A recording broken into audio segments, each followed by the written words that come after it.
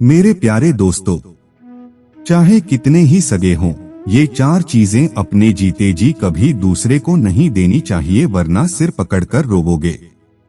मित्रों, ये कहानी बहुत ही शिक्षाप्रद और जीवन के लिए बहुत अच्छा सबक देने वाली है। कई बार हम अपनी ही कुछ गलतियों के कारण अपने जीवन को दुखों में धकेल देते हैं। फिर हमारे पास पछताने के अलावा कोई भी विकल्प नहीं बचता है। यदि आप पछताना नहीं चाहते हो तो इस कहानी को जरूर सुनना। दोस्तों, एक नगर में बहुत बड़ा धर्मात्मा राजा राज करता था। उसका एक छोटा सा पुत्र था, उसकी पत्नी और उसका एक भाई था। राजा बहुत ही बुजुर्ग हो चुका था। बुढ़ापे में ही उसको एक पुत्र प्राप्त हुआ था। तो राजा ने सोचा कि मेरा पुत्र तो अभी नादान है, वो इस राज को संभाल नहीं पाएगा। यही सब बातें सोचकर राजा ने कुछ दिनों के लिए अपने भाई को अपनी गद्दी सौंप दी और कहा कि मेरा बेटा जब बड़ा हो जाए तभी गद्दी उसको दे देना।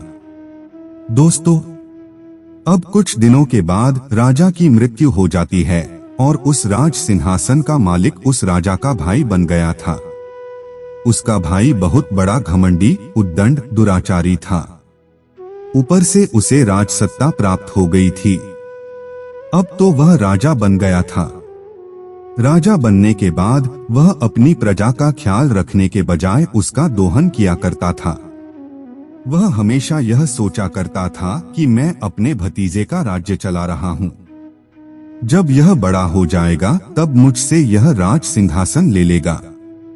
पर मित्रों, कहते हैं एक बार जिसने सत्ता का स्वाद चख लिया फिर वह उसे छोड़ना नहीं चाहता। धीरे धीरे समय गुजरता चला गया। जब उसका भतीजा राज संभालने के योग्य हो गया तो एक दिन उसके मन में ख्याल आया कि अब मेरा भतीजा इस गद्दी का मालिक बन जाएगा। तो उसने अपनी भाभी को अपने नौकरों से कहकर जंगल में शेर के आगे छुड़वा दिया और अपने भतीजे को जेल में डलवा दिया। उसे बंदी बनाकर अपनी जेल में रखने लगा। फिर वह सोचने लगा कि अब हमेशा हमेशा के लिए मैं सिंहासन का मालिक बन गया हूँ। अब प्रजा तो हमारी गुलाम है। अब मेरे मन में जो होगा मैं वही करूँगा। उसने प्रजा पर कर की दर बढ़ा दी थी। पूरे दिन वह अपने साजो शौक में लगा रहता था।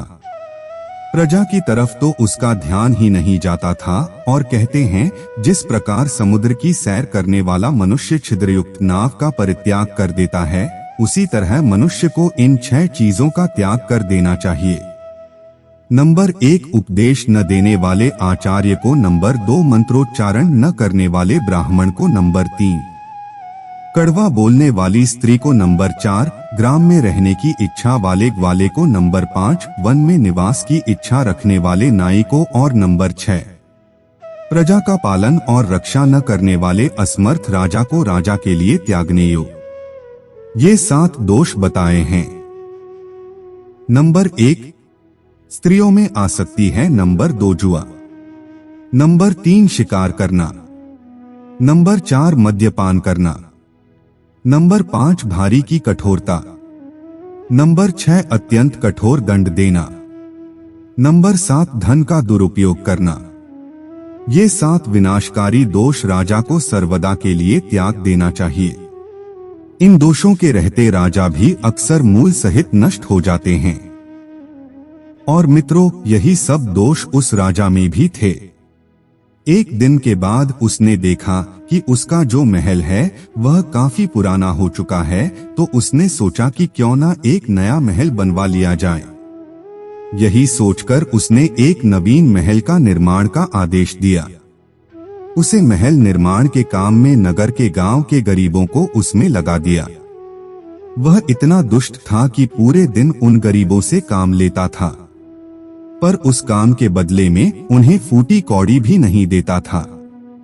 अगर कोई राजा से अपनी मजदूरी या भोजन मांगता तो राजा अपने सिपाहियों से उन्हें खूब पिटवा था। डर के मारे बेचारे उसके महल निर्माण के काम में लगे रहते थे।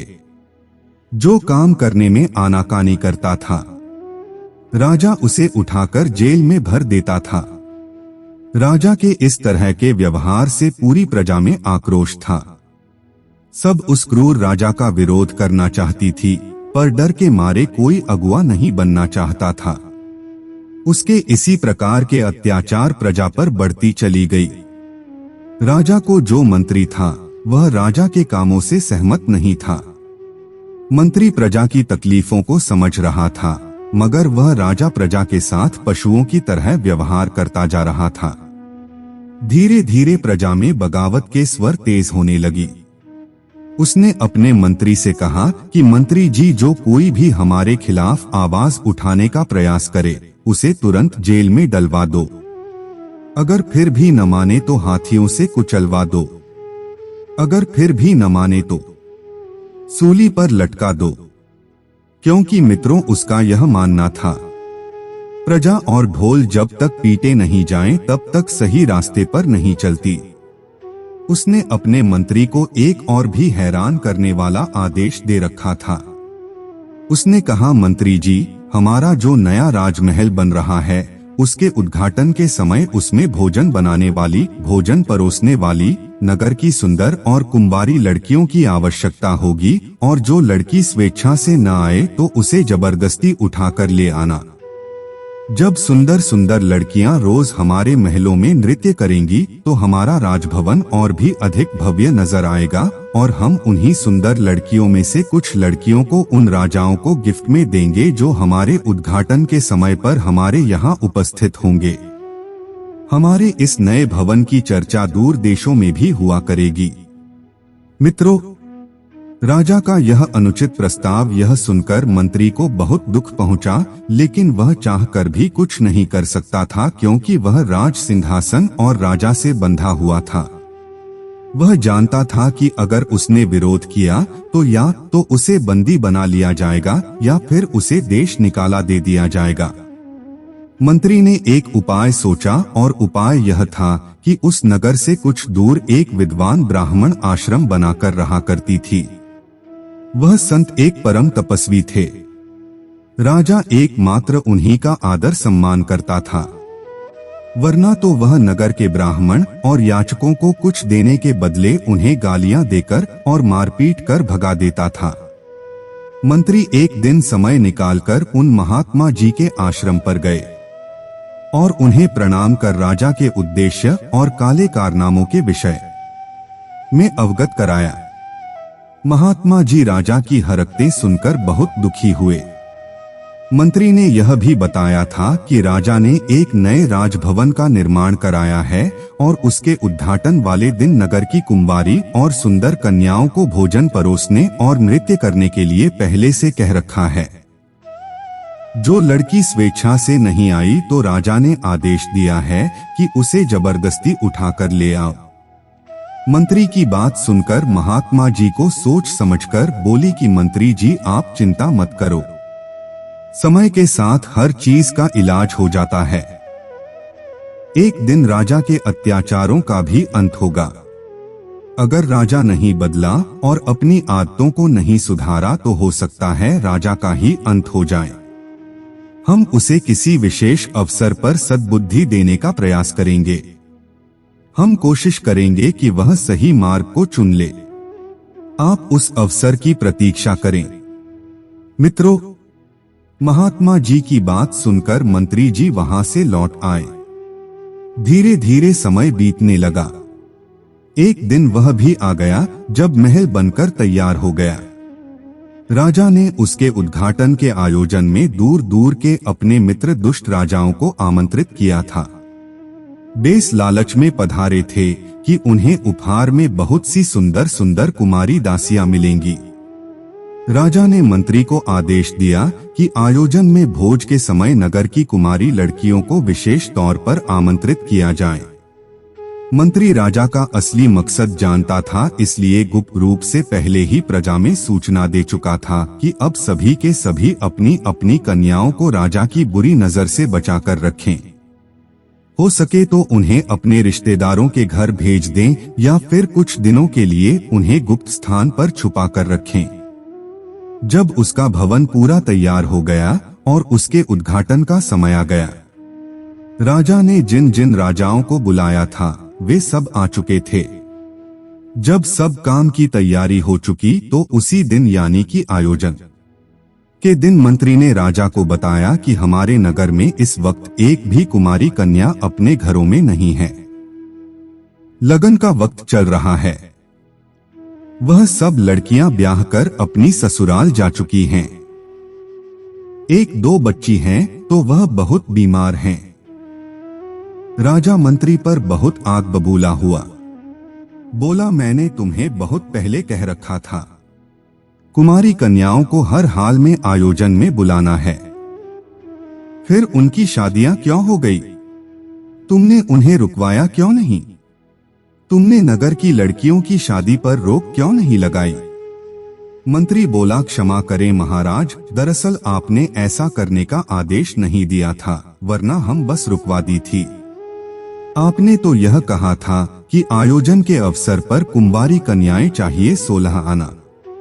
राजा बोला, हमारे दरबार में पूजा पाठ और यज्ञ करने के लिए एक भी ब्राह्मण भी नहीं आए हैं और न एक भी याचक प्रसाद पाने के लिए आया है। प्रजा में से भी एक भी आदमी अब तक न दूध न दही न मेवा मिष्ठान लेकर आया है। मंत्री बोला, महाराज, प्रजा पहले ही कर दे चुकी है और पुनः 1 माह के अंदर दोबारा कर देने लायक उनके घरों में कुछ बचा नहीं है। अब ऐसे में अगर वे खाली हाथ राजमहल आते हैं तो आपका अपमान होगा और उन्हें भी आपके गुस्से का सामना करना पड़ेगा। राजा बोला, मंत्री जी, तुम प्रजा का साथ देते नजर आ रहे हो। हमें लग रहा है तुम उनका पक्षपात कर रहे हो। तुम जानते हो इस दुष्टता के लिए तुम्हें कठोर दंड दिया जा सकता है। राजा मंत्री को फटकारने लगा। तभी पीछे से वही महात्मा जी राजदरबार में पधारे जिनका थोड़ा बहुत राजा सम्मान करता था। राजा ने अपना क्रोध शांत करते हुए उनका स्वागत किया। फिर उसने सोचा कि मैं इतना पैसा खर्च करके राजमहल बनवाया है, इसके उद्घाटन में कई देशों के राजा शामिल हुए हैं। एक बार महात्मा जी से तो पूछ लूं कि जब वह अपने आश्रम से यहाँ आ रहे थे तो दूर से उसका महल कैसा दिखाई दे रहा था। तब उसने महात्मा जी से पूछा, हे महात्मन, जब आप यहाँ आ रहे थे तो दूर से देखने पर हमारा नया महल आपको कैसा प्रतीत हो रहा था? राजा के पूछने पर महात्मा जी बोले, राजन, आपने बहुत अच्छा धर्मशाला बनवाया है। उसमें एक बार में हजारों अतिथि ठहराए जा सकते हैं। महात्मा जी की यह बात सुनकर राजा को बड़ा बुरा लगा। राजा बोला, महात्मा जी, आप जानते हैं मजाक मुझे पसंद नहीं है। यह भी जानते हैं कि मैं आपकी बहुत इज्जत करता हूँ। फिर भी आप इतने बड़े भव्य महल को एक धर्मशाला कहकर राज दरबार का अपमान कर रहे हैं। जानते हैं आपकी जगह यह बात किसी और ने कही होती तो मैं उसे इसी वक्त मृत्युदंड दे देता। इसीलिए आप सोच समझकर सही और उचित तरीके से महल का वर्णन करें। राजा ने फिर पूछा कि आते वक्त राजमहल आपको कैसा लग रहा था महर्षि? तब महात्मा जी बोले, एक बार कह तो दिया कि बहुत सुंदर भव्य धर्मशाला है। राजा महात्मा पर आग बबूला हो गया। वह महात्मा को चुनौती देते हुए बोला कि आप अपने दिमाग में यह बात अच्छी तरह बैठा लो कि यह धर्मशाला नहीं महल है। राजमहल करोड़ों रुपए लगाकर मैंने इसका निर्माण कराया है और तुमने बड़ी आसानी से कह दिया कि यह धर्मशाला है। तुम्हें यह बात सिद्ध करनी होगी कि आपके साक्ष्य के आधार पर इसे धर्मशाला बता रहे हो। अगर आप इसे धर्मशाला सिद्ध नहीं कर पाए तो आपको बंदी बना लिया जाएगा और कल बीच चौराहे पर सभी जनता के सामने सूली पर चढ़ा दिया जाएगा। महात्मा जी बोले, राजा, तुम मुझे मृत्यु का भय मत दिखाओ। मृत्यु से वह लोग डरते हैं जो अपने आप को अमर समझते हैं। इस संसार का एक नियम है, यहाँ जिसने भी जन्म लिया है वह चाहे दयावान बनकर जिए चाहे क्रूर बनकर, चाहे धनवान बनकर जिए चाहे घमंडी बनकर जिए। मृत्यु सबकी निश्चित है। जब जहां जिसकी मृत्यु लिखी है, वह इसी स्थान पर उसी घड़ी में हर हाल में पहुंच जाता है। रही बात तुम्हारे सवालों के जवाब की, तो मैं अवश्य तुम्हारा भ्रम दूर करने का प्रयास करूंगा कि तुम जबरदस्ती एक धर्मशाला को महल साबित करवाने पर तुले हो। तुम्हें मेरे कुछ सवालों के जवाब देने होंगे। क्या तुम मेरे सवालों के जवाब देने को तैयार हो? राजा बोला, अवश्य दूंगा। तब महात्मा जी बोले, राजा मुझे यह बताओ, तुमसे पहले यह महल किसका था? राजा बोला, मेरे पिता का, जो हमें विरासत में दी गई। महात्मा बोले, तुम्हारे पिता से पहले यह महल किसका था? राजा खींचकर बोला, 20 पुश्तों से यह महल सोने का सिंहासन हमारे ही पूर्वजों में चला आ रहा है। महात्मा जी बोले, तो तुम्हारी 20वीं पीढ़ी में जो राजा बने थे, उन्होंने गद्दी क्यों छोड़ दी? राजा बोले, अरे इसमें कौन सा नया प्रसन्न है?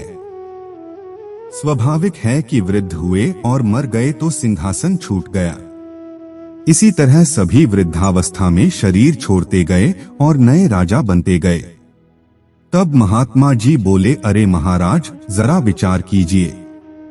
जिस महल में आपसे पहले 20 लोग और आए और इसमें जीवन की कुछ रातें गुजारकर और सुबह होते ही चले गए, उनमें से कोई भी इस महल को साथ लेकर नहीं गया और न ही यह महल किसी का स्थायी बनकर रहा। तो यह धर्मशाला नहीं तो क्या है? राजन, मनुष्य का जीवन एक रात की धर्मशाला की तरह है। जिस प्रकार किसी धर्मशाला में एक सज्जन आदमी ठहरता है, तो उसकी सज्जनता पर उसमें रह रहे कर्मचारी उससे प्रभावित होते हैं और उसके जाने के कई दिन बाद तक भी उसे याद करते हैं। उसके साथ बिताए लम्हों को बांटते हैं, चर्चा करते हैं और उसके जाने के कई दिन बाद तक उसके साथ बिताए अनुभवों को याद करते हैं। वहीं अगर एक चोर धर्मशाला में ठहरता है और कर्मचारियों को चोरी की नई नई कहानी सुनाता है, तो उस धर्मशाला के कर्मचारी उस वक्त तो उससे कुछ नहीं कहते हैं, मगर उसके जाने के बाद उसके नाम पर थूकते हैं। जब कोई कुकर्मी धर्मशाला में रहकर कुकर्म करता है, तो धर्मशाला से जाने के बाद वहां के कर्मचारी उसे गंगाजल से धोकर पवित्र करते हैं, क्योंकि वह जानते हैं कि एक कुकर्मी के ठहरने से धर्मशाला की भूमि अपवित्र हो चुकी है। राजन, मेरे कहने का तात्पर्य है कि राजमहल भी एक धर्मशाला ही है, जिसमें तुम्हारे जैसे राजा आते जाते रहते हैं और मेरे जैसे महात्मा भी कभी कभी उसमें आती जाती रहती हैं।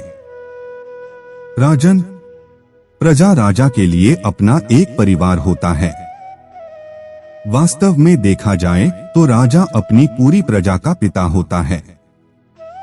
प्रजा की बेटियां उसकी अपनी ही बेटियां होती हैं। मुझे बहुत दुख के साथ कहना पड़ता है कि तुम एक क्रूर, घमंडी, अत्याचारी और कुकर्मी राजा हो, जो अपनी प्रजा की बेटियों को अपनी कुकर्मी मित्र राजाओं को उपहार में देना चाहते हो। तुम प्रजा पर तरह तरह के अत्याचार करते रहे हो।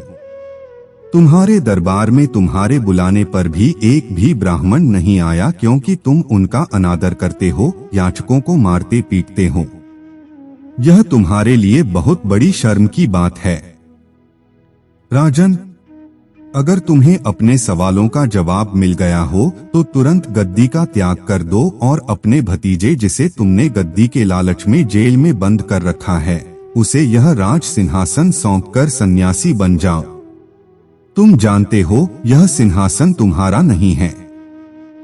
तुम्हारे बड़े भाई की अकाल मृत्यु के कारण कुछ दिनों के लिए तुम्हें सौंपा गया था और बड़े हो जाने पर तुम्हें अपने भतीजे को ये गद्दी सौंपनी थी, जिसे तुम लालच बस भूल गए। तुमने अपने भतीजे को बंदी बनाकर जेल में डाल दिया और उसकी मां को जंगल में शेर के सामने छोड़ दिया, ताकि शेर उसे मारकर खा जाए। फिर तुमसे कोई अपना अधिकार मांगने वाला न रहे, फिर तुम अपनी मनमानी कर सको। तभी तो कहते हैं सरकार में विपक्ष का होना बहुत जरूरी है। विपक्ष उनकी गलतियों को सामने लाता रहता है। लालच में अंधे होकर तुमने अपनी भाभी को जंगल में तो छुड़वा दिया, मगर उसकी मृत्यु नहीं लिखी थी, इसीलिए शेर ने भी उसे नहीं खाया। वह बेचारी उस रात उस जंगल में मुझे रोती बिलखती मिली। मैंने उसे सहारा दिया और आज तुम्हारे डर से भेष बदलकर मेरे ही आश्रम में जीवन बिता रही है। तुम्हें चलकर उससे माफी मांगनी चाहिए और अपने भाई के पुत्र को तत्काल रिहा कर उससे अपनी गलतियों की क्षमा मांगो। अगर तुम्हें लगता है कि मैंने सवालों का जवाब सही नहीं दिया है और तुम में सत्य को नकार देने की शक्ति है, तो मेरे को कल क्यों आज ही चौराहे पर ले जाकर अपने हाथों से सूली पर चढ़ा दूं। मैं खुशी खुशी मरने को तैयार हूं। मुझे खुशी होगी कि मैं सत्य का पक्ष लेते हुए मर गया।